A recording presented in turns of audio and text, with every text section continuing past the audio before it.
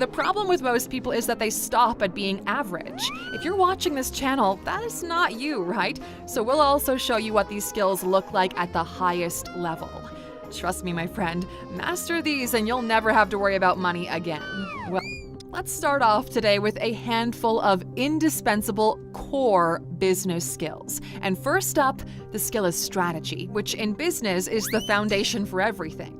The problem with the average business is that they confuse strategy with just having an idea. They'll say, I'll open a cafe, or I'll sell clothing, I'll build an app. But that's just picking something and hoping it works out, okay? One of the best examples of true strategy is Netflix. They started out making DVDs, but instead of clinging to that idea, they asked, where is the market going? That's when they switched from physical media to streaming. It was immensely successful, and when everyone else started streaming too, they had already created their own shows and movies, which turned them into one of the most powerful media companies on the planet. So that's what the skill of strategy really is, not just picking an idea, but choosing the right market to play in and, well, the right strategy to dominate it. That is the kind of thing that will never go out of fashion. All right, moving on. The next skill is all about figuring out how to position yourself in that market to stand out from your competition. And that's where the skill of innovation is indispensable. Most businesses think innovation means creating something the world has never seen before. And so they end up pouring years of effort into something that nobody asked for.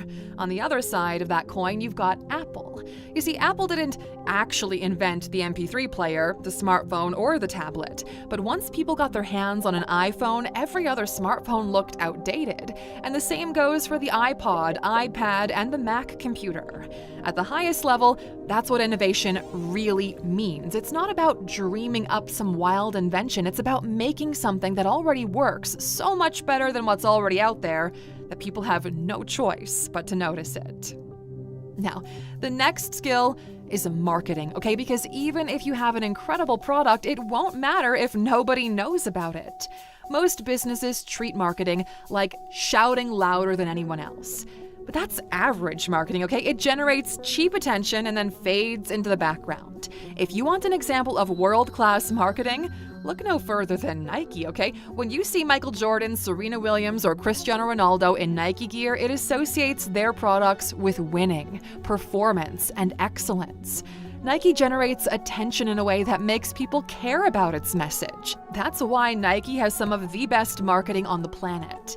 Average marketing gets you seen, but exceptional marketing gets you chosen. And being able to do that is always going to matter. Now, marketing gets attention, yes, but obviously you need to be able to turn that attention into money. And that's why the next fundamental timeless skill of business is sales.